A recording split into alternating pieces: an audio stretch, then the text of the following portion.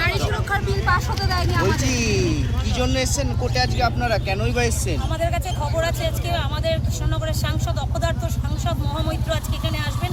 যে কুরুচিকর কথাবার্তা বলেছিল আমাদের দেবীকে নিয়ে, মা কালীকে নিয়ে, স্বয়ং মা কালীর অপমান, তখন থেকেই আমাদের ওনার ওপরে যে ক্ষোভটা আছে আজকে তার বদলা নেওয়ার সময় এসেছে।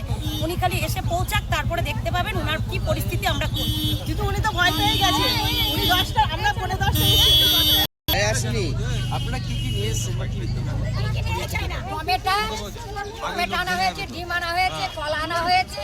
কলা খাবে, কলা খাবে আর টমেটো টমেটো কি টমেটো? পচা টমেটো, পচা টমেটো, পচা স্মেলযুক্ত। অনেক কিছুই আনা হয়েছে, যেটা খাই খাবে, যেটা খাবে যে খেতে চাই সেটাই।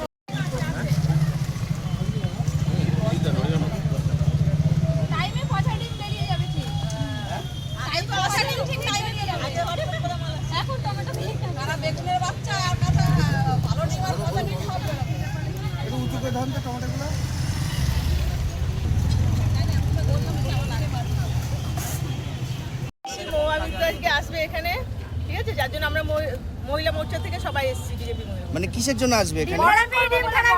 গরম করবো ডিম দিয়ে, মূলত এখানে কিসের জন্য আসবে? এখানে কোনো দরকার আছে, আসবে গাড়িতে। উনি গাড়িতে গেছিল, বলেছে এতক্ষণ আমরা এসেছি 10টার আগে, উনি তো এসে এখনো পৌঁছালোই না। ভয় পেয়ে গেছে, বুঝলেন তো? যদি দেখছে ডিম পচা মারছে সবাইকে, ঠিক আছে? কি কি নিয়ে আসবেন আপনারা?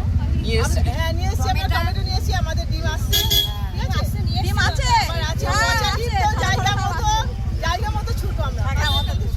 পচা ডিম হাত বন্ধ হয়ে যাবে, হাত গন্ধ করতে লাভ নেই। মূলত এই মহামন্ত্রীর প্রতি আপনাদের এত ক্ষোভ কি কারণ? কারণ প্রথম হচ্ছে আমাদের মা কালীর নামে কথা বলেছিল, সেটাই এটা নিয়ে প্রথম রাগ আমাদের। নমস্কার, আমি কৃষ্ণনগরের সাংসদ মহুয়া মৈত্র বলছি। এই মেসেজটা, এই ভিডিওটা আমাদের বিজেপির ছোট্ট ছোট্ট মহিলা কর্মীদের জন্য। আপনাদের একটা ভিডিও দেখলাম, কালকে আমায় কেউ পাঠালো, সংবাদ মাধ্যমে বোধহয় দিয়েছেন, যে কালকে কৃষ্ণনগর কোর্টে কোনো একটা কেসে সামান্স হয়নি, কিন্তু কোনো হিয়ারিং ছিল। যাই হোক, আপনারা আমার অধীর অপেক্ষায় ছিলেন। আপনাদের প্রত্যেকটার মুখ দেখা যাচ্ছে। আচ্ছা, এই বিজেপির মহিলা কর্মীদের আমি বলতে চাই যে আপনাদের তো বিজেপির দাদারা তাতিয়েছে, বলেছে যান যান, হিরোইন হবেন, হাতে ডিম টিম নিয়ে অপেক্ষা করুন, মহুয়া মৈত্র আসবেন। মহুয়া মৈত্র হতে পারবেন না, কিন্তু মহুয়া মৈত্রের দুটো ডিম ছুঁড়ে যদি আজকে হিরোইন হয় তাহলে খুব ভালো। আচ্ছা, মহুয়া মৈত্র উজ্জ্বল বিশ্বাস নয়। প্রত্যেকটা দিদিমণিকে বলি, বিজেপির সুন্দর সুন্দর মহিলা কর্মীদের, তা আপনাদের মুখ তো দেখা যাচ্ছে।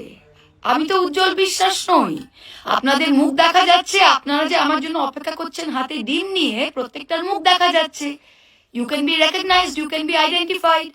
এখন আমি কি করব? আমি তো এফআইআর করব। আপনারা হয়তো বলবেন যে না, পুলিশ তো আমাদের, পুলিশ তো বিজেপি, কিচ্ছু যায় আসে না। এফআইআর যদি না নেয়, আমি বাই নেম 156(3) করছি ম্যাজিস্ট্রেটের কাছে। ম্যাজিস্ট্রেট যদি না শুনে, সেটা আমি হাইকোর্ট করব। হাইকোর্ট যদি না করে, আমি সুপ্রিম কোর্ট করব। তাই প্রত্যেকটা মহিলা, আপনারা যে ডিম নিয়ে 2 মিনিটের জন্য হিরোইন হতে সেজেছিলেন, আপনাদের কিন্তু আগামী 3 বছর কোর্টে হাজিরা দিতে হবে। তখন কিন্তু কোনো বিজেপির দাদারা আপনাদের বাঁচাবে না। আপনারা মধ্যবিত্ত শিক্ষিত পরিবারের, দেখে তো মনে হচ্ছে ভালো কাপড় জামা পরা, সুইটলি দাঁড়িয়ে আছেন। তাই আমিও আপনাদের ভালো চাই। তাই মহুয়া মৈত্র নির্বাচিত সাংসদ, তাই আপনারা যদি বিজেপি দাদাদের কথা শুনে ক্যামেরার উপরে নিজের মুখ দেখিয়ে দিন নিয়ে দাঁড়িয়ে থাকেন, তাহলে আগামী দিনে 156(3)টাও আপনারা ফেস করবেন। আগামী দিনে হাইকোর্ট, সুপ্রিম কোর্টে হাজিরা দিতেও কিন্তু আপনাদের যেতে হবে। এই সুন্দর মিষ্টি কথাগুলো আপনাদের জানিয়ে রাখলাম। অনেক ধন্যবাদ, বাকিটা আপনারা বুঝে নেবেন। Thank you. পচা ডিম খাওয়ার ভয়ে তৃণমূলের মজ্জায় এমন ভাবে ঢুকে গেছে, এটা বুঝতে পারিনি। ওই যে ফটর ফটর করে ইংলিশে কথা বলেন, ছুটিতে বিদেশে যান, আর সংসদে প্রশ্ন তোলার জন্য প্রচুর ঘুষ টুস নেন, সেই মহুয়া মৈত্র বিদেশে কোথাও একটা বসে হেসে হেসে একটা ভিডিও করে সবাইকে ধমকাচ্ছেন, বলছেন আমার গায়ে ডিম ছুড়লে আমি কেস করব। তো আমি বলছি, ম্যাডাম, যারা ডিম ছুড়বে তারাও যদি হেলমেট পরে আসে কি করবেন? আর আরেকটা কথা, দেখুন, আপনি তো ডিম ছুড়তে মানা করেছেন, কিন্তু কেউ যদি পচা টমেটো, পচা আলু, অন্য কিছু যদি ছোড়ে, সেক্ষেত্রে আপনার তো পুরোটা বলা উচিত ছিল। যাই হোক, আমি আপনাকে বুদ্ধিটা দিলাম, আরেকটা ভিডিও করুন, বলুন কিছুই ছুড়বেন না আমার দিকে। চোর চোর স্লোগান ছুটতে পারেন হয়তো, সেটা যাই হোক তাদের ব্যাপার। ভালো থাকবেন, জয় শ্রীরাম।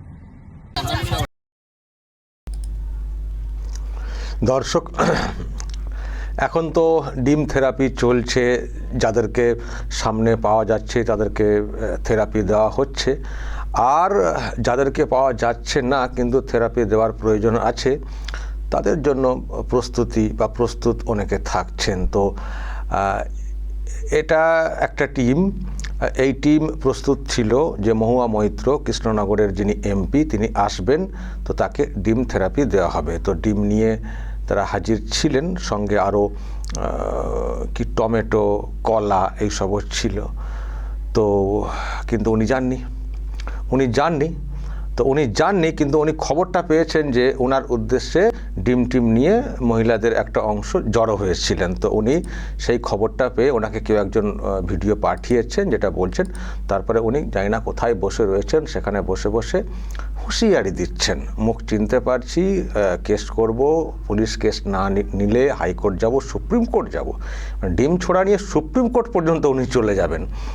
তো আপনাদেরকে 3 বছর আদালতে ঘুরতে হবে। তখন এই দাদারা যাদের কথা শুনে এসছেন তারা কেউ পাশে থাকবেন না, ফলে বুঝুন, মানে হুঁশিয়ারি বা বোঝানো বিষয়টা কি করছেন যাতে করে ওনাকে ডিম থেরাপি না দেওয়া হয়, যেটা পরিষ্কার বুঝছে।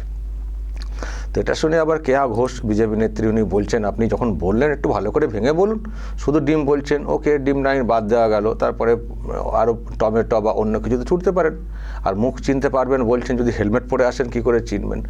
তো আরেকটু ভালো করে বলুন আর নতুন করে ভিডিও করে, এটা কেয়া ঘোষ বললেন। মানে মহুয়া মৈত্র যেটা বলার চেষ্টা করেছেন তার একটা কাউন্টার কেয়া ঘোষ করেছেন। কিন্তু এইসব হুঁশিয়ারি এইসব করে কি আর ডিম থেরাপি বা যা চলছে সেটাকে বন্ধ করা যায়? চারিদিকে চলছে, কোথায় কত কেস হচ্ছে, জনরোষ তো আছড়ে পড়ছে। এত চুরি, এত দুর্নীতি হয়েছে, লোকজন যে ইট পাটকেল ছুটছেন না, এটাই তো মঙ্গলের, এটাই তো ভাগ্যে ভালো। যা চুরি, দুর্নীতি, অপশাসন, নির্যাতন হয়েছে, 21-এর ভোটের পরে খুন করা হয়েছে, কত মানুষের মানে প্রাণকে কেড়ে নেওয়া হয়েছে। তো সেসব লোকেদেরকে এখন ধরা হচ্ছে, তখন পুলিশ ধরছিল না, এখন ধরা হচ্ছে। আর যারা চুরি দুর্নীতি করেছেন সব সামনে চলে এসছে বিষয়টা, তাদের উপরেও মানুষের ক্ষোভ আছে, সেই ক্ষোভটা আছড়ে পড়ছে, জনরোষ একটা আছড়ে পড়ছে।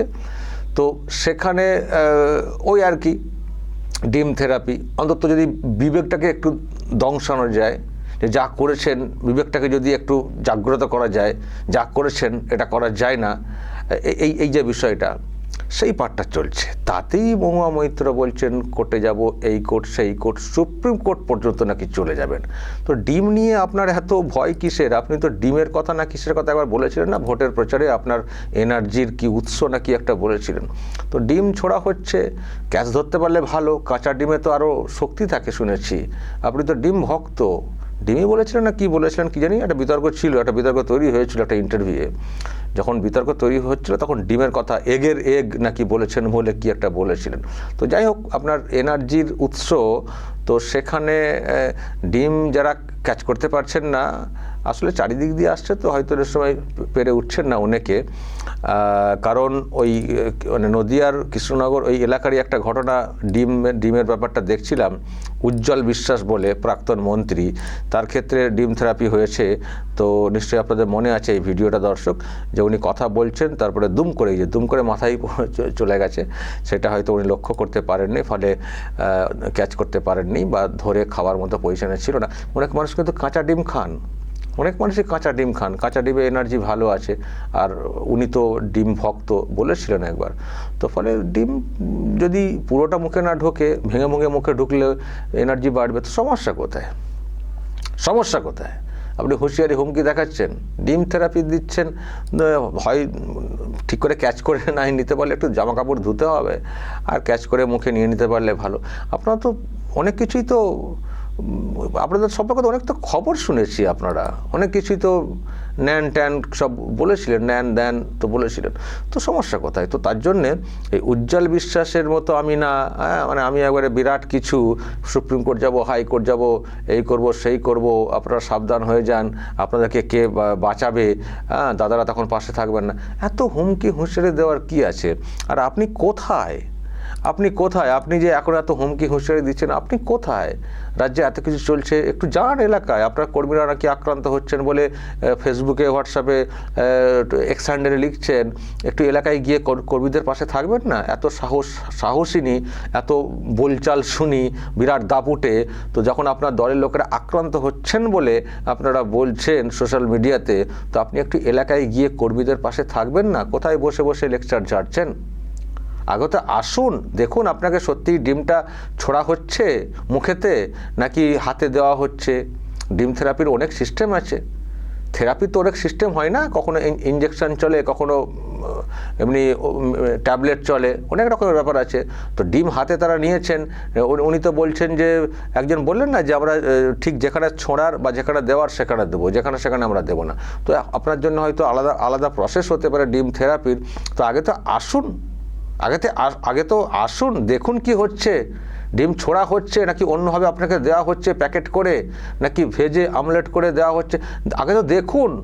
দূর থেকে হুঁশিয়ারি দিতে শুরু করে দিলেন, ভাবলেন ওরকম বললে সব চুপ করে যাবেন, সব ভয় পেয়ে যাবেন।